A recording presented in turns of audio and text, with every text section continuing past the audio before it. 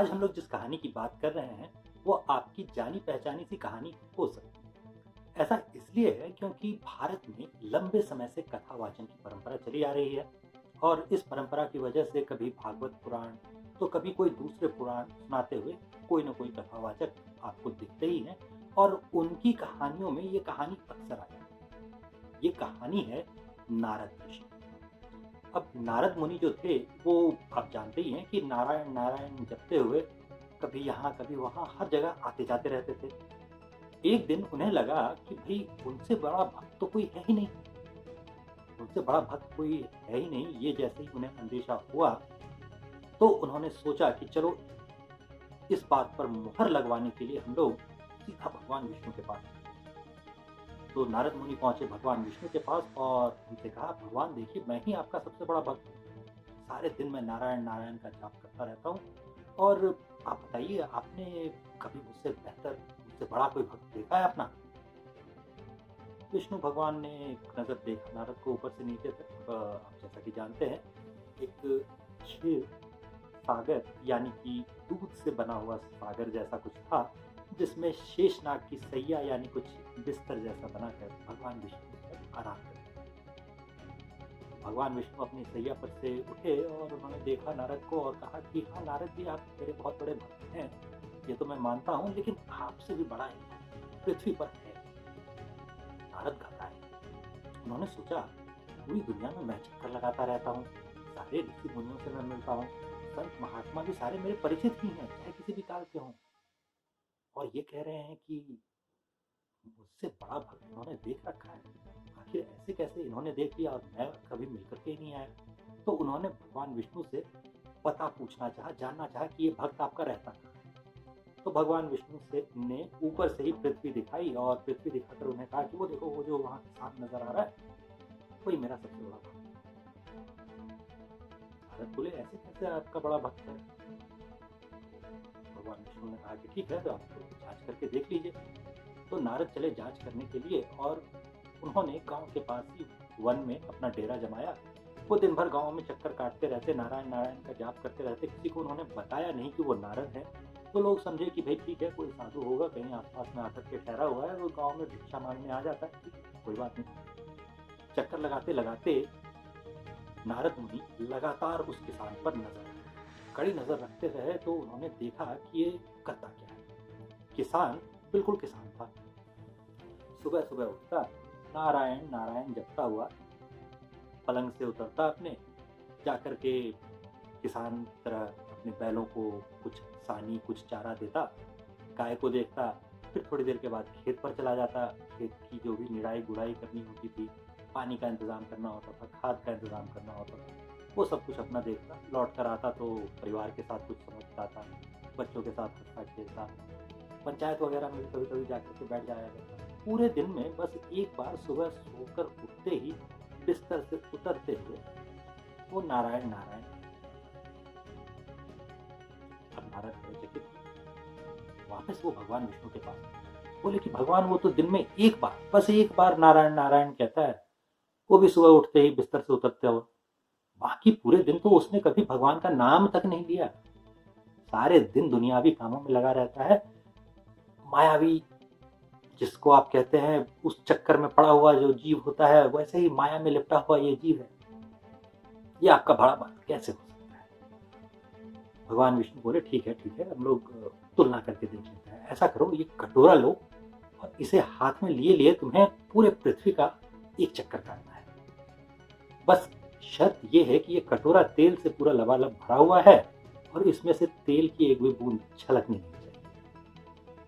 नारद जी ने कटोरा लिया और चल पड़े। कोई बहुत बड़ा काम नहीं था। उन्होंने कटोरे पे ध्यान रखा और एक चक्कर लगा के वापस आए और कहा कि देखिए भगवान कटोरे से एक तेल की बूंद भी नहीं छलकी है, कटोरे से एक तेल की बूंद भी नहीं छलकी है। ये देख करके भगवान विष्णु बोले कि हाँ ठीक है तेल की बूंद तो नहीं छलकी, ये बताओ कि ये चक्कर लगाते लगाते तुमने नारायण नारायण कितने बार कहा? अब नारद घबराए। घबरा कर उन्होंने कहा कि नहीं भगवान ये तो मैं भूल गया, मेरा ध्यान तो पूरा कटोरे पे था, आपके दिए हुए काम पर था। तो भगवान बोले कि भैया जैसे तुम्हें एक काम मैंने सौंपा था वैसे ही उसे इस संसार में एक गृहस्थ की तरह रहने का काम भी मैंने ही सौंपा है। अपने काम का पूरा ध्यान रखते रखते भी वो नारायण नारायण कह लेता है, तुम एक बार भी नहीं कह पाए, इसलिए वो तुमसे ज्यादा बड़ा भागी है।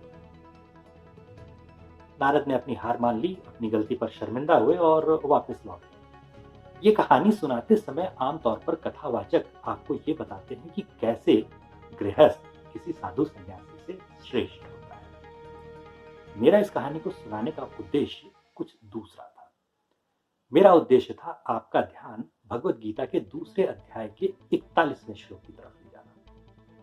इस श्लोक को जब आप देखेंगे तो आप पाएंगे कि इसमें शुरू में एक शब्द आता है, व्यवसायात्मिका बुद्धि।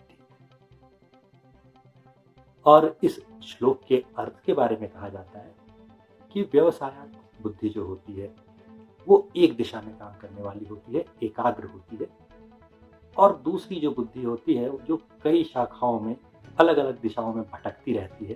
तो सफलता किसे मिलती है? उसे मिलती है जो व्यवसायात्मिका बुद्धि होती है, उसे। जो एकाग्र है उसे सफलता मिलती है, और जो एकाग्र नहीं है उसे सफलता नहीं मिलती। इस श्लोक को छात्रों को, स्टूडेंट्स को हमेशा ध्यान रखना चाहिए। जो अंतर था मेरी कहानी में और आमतौर पर कथावाचक जो कहानी सुनाते हैं उसमें, वो अंतर भी यही आता है। वो गृहस्थ के लिए ये कहानी सुनाते हैं और हम आज की पीढ़ी के लिए ये कहानी सुनाते हैं। थोड़ा पीछे जाएं, अगर अभी से 20 साल पहले, 25 साल पहले चले जाएं, तो हम लोगों के पास मोबाइल, इंटरनेट जैसी चीज़ें नहीं होती। केबल टीवी तब नया नया ही भारत आया था और केबल टीवी पर चैनल आने शुरू हुए थे जिनकी वजह से ध्यान भटकता था और माँ बाप बच्चों को डांट रहे होते थे। मेरी उम्र के कई लोग इस बात के लिए डांट खा चुके हैं कि भैया तुम केबल टीवी पर ज़्यादातर टाइम कोई सीरियल देख रहे होते हो, फिल्मों के गाने सुन रहे होते हो, या फिर क्रिकेट मैच देख रहे होते हो। तो ऐसी चीज़ों के लिए डांट पड़ रही होती थी। कंसंट्रेशन टूटे, एक जगह से ध्यान दूसरी जगह चला जाए, इसके विकल्प बहुत कम थे, बहुत सीमित थे।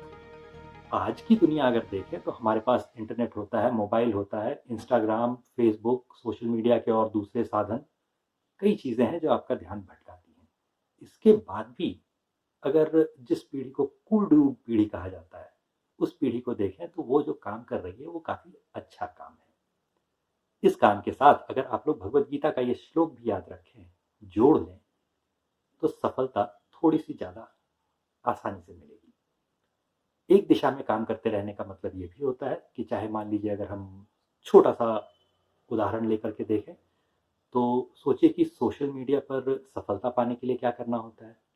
अगर आप एक ही विषय पर टिके रहते हैं, मान लीजिए आप सिर्फ सामाजिक मुद्दों पर लिखते हैं, सिर्फ सामाजिक मुद्दों पर बात करते हैं, तो भी सफलता मिल सकती है। सिर्फ राजनीति पर लिखते हैं तो भी सफलता मिल सकती है। सिर्फ फिल्मों पर, सिर्फ संगीत पर लिखते हैं तो भी सफलता मिल सकती है। लेकिन अगर आप चाहेंगे कि एक दिन आप किसी एक मुद्दे पर लिखें, दूसरे दिन किसी दूसरे मुद्दे पर, तीसरे दिन कोई और टॉपिक पकड़ लें, तो सफलता थोड़ी धीमी होगी, उतनी आसानी से आपके पास नहीं आएगी। इसके लिए अंग्रेजी की भी कहावत होती है, jack of all master of none.